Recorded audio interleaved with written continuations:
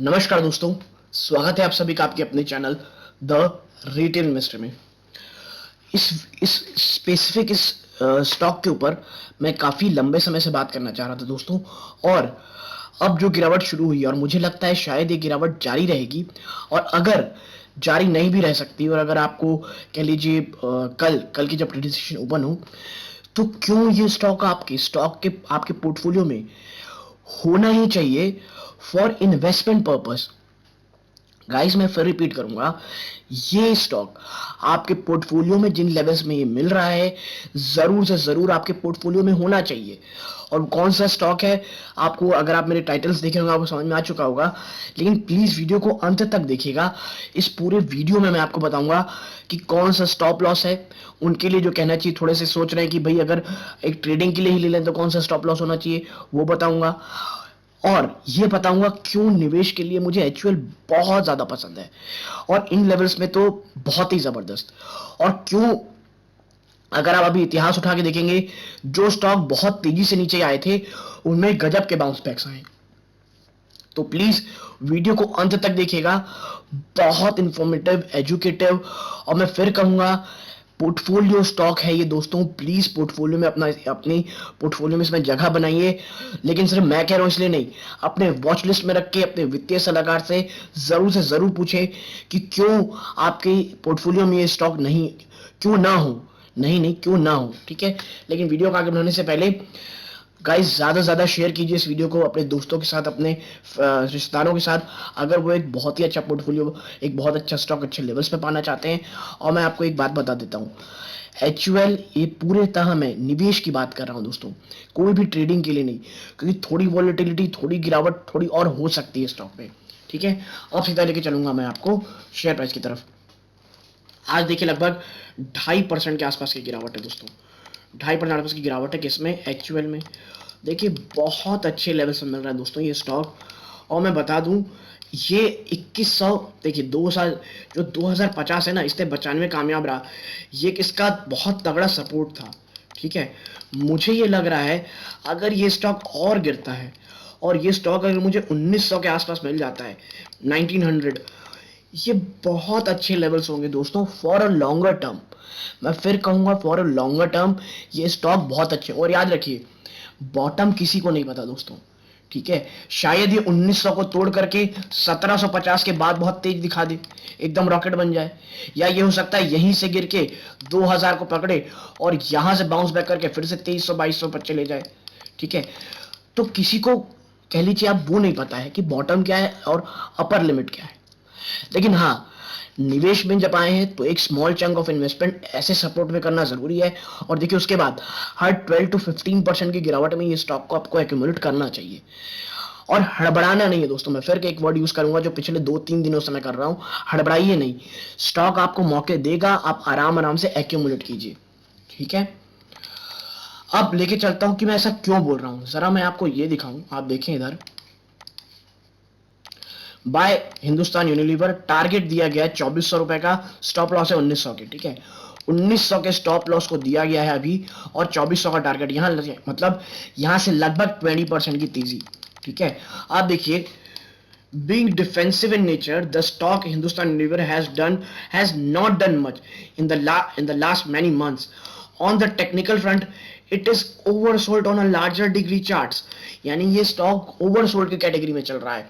During the recent fall, it came down to rupees 1900 mark, which is the placement of its 200 weekly moving average. जो 1900 है दोस्तों, वो इसका weekly moving average है। और मैं बता दूं, वीकली मूविंग एवरेज बहुत बड़ा सपोर्ट होता है ना। The stock has retested this average after 10 to 12 years, which indicate this is a good time to grab the stock for investment. और इस प्रकार का एवरेज एचयूएल ने 10 से 12 सालों में पहली बार किया दोस्तों। 1900 टच किया ये बात नहीं दोस्तों, ये बात हो रही है वीकली मूविंग एवरेज की। आप समझ जाइए स्टॉक कितने मजबूत है 1900 में, ठीक है। 10 trader are advise to buy the stock in the range of 2100 to between 2040 with a stop loss of 1900 on a closing basis for an upside potential target 2400 in the coming 6 to 12 months। यानी 6 से 12 महीनों के लिए मुझे लग रहा है।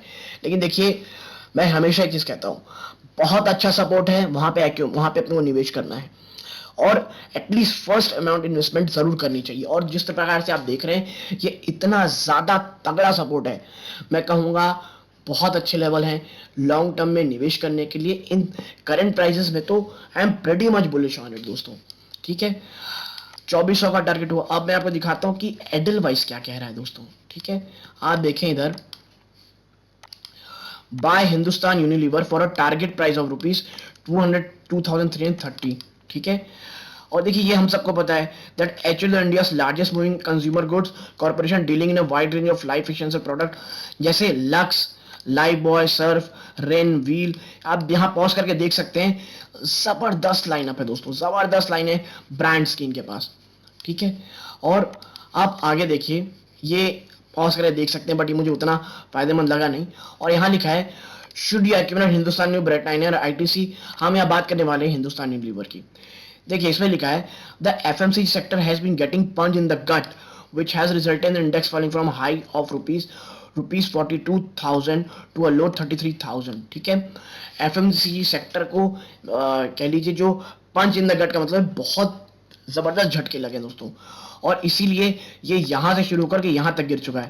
This in turn has left a lot of trader who bought the dip in FMCG with a sour taste in their mouth. I see this as a lot of business channels were advising to buy the dip when the fall has just begun. Hence those who bought then will now be sitting with a loss of up to 40% in some quantities। देखिए मैं इसीलिए कहता हूं, जब bye on dip शुरू होता है ना, लोग कहते हैं बाय ऑन डिप कीजिए, लेकिन बाय ऑन डिप का मतलब क्या होता है? देखिए बाय ऑन डिप का मैं इसीलिए कहता हूं, जो भी प्राइस में खरीदें उसके बाद सोचे कि भाई अगर आपको लगता है भाई यहां से तो सीधा भाग ही जाएगा, तो आप गिरावट हो खरीदे, उसके बाद एटलीस्ट 12 to 15% और एक्चुअल में तो एटलीस्ट 10%, 10 to 12% उसकी गिरावट का इंतजार करें। उससे पहले बिल्कुल भी एवरेज मत करें, क्योंकि जब स्टॉक एक तगड़े पास आएगा ना सपोर्ट के पास, तब पास कैश ही नहीं बचेगा। और एक्चुअल जैसा स्टॉक मैं बता दूं, मोर देन 30 to 35% नहीं, और 30 to 32% ज्यादा गिर ही नहीं सकता। और ये इस बार भी दोस्तों इसीलिए इतना गिरा है कि जो क्रूड ऑयल है, और आपको पता होगा कि सरकार ने जो बल्क बाइंग है डीजल की 25 रुपए में उसमें इजाफा कर दिया है, इसीलिए ये बात हो रही है। Now the stocks investor have had a rough time since September 2021 as the equity has fallen from 2860 to 1901. However, I believe there may be some relief for the investor in the coming months.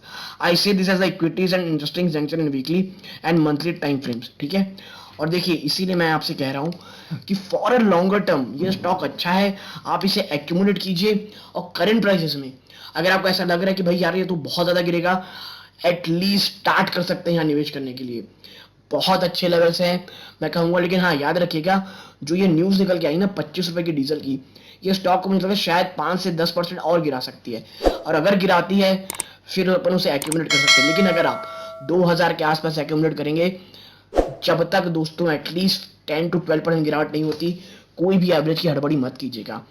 Stock fundamentally कैसा ये बताने की जरूरत नहीं है, अगर आप थोड़े भी समय स्टॉक मार्केट में होंगे आपको पता होगा एक्चुअल से अच्छा कोई भी कह लीजिए फंडामेंटली स्ट्रांग है नहीं स्टॉक एफएमसीजी सेक्टर में, इसे और आईटीसी में। और मुझे लगता है निवेशक जो लॉन्ग टर्म के लिए सोच रहे हैं बिल्कुल इसमें निवेश की सोच सकते हैं। तो यदि आपको ये पूरा एनालिसिस पसंद आया हो, प्लीज वीडियो को लाइक कीजिए, चैनल पहली बार आए चैनल सब्सक्राइब कीजिएगा। यहाँ तक जुड़े रहने के लिए आप सभी का बहुत बहुत धन्यवाद। ये इस वीडियो का अंत है। जय हिंद दोस्तों।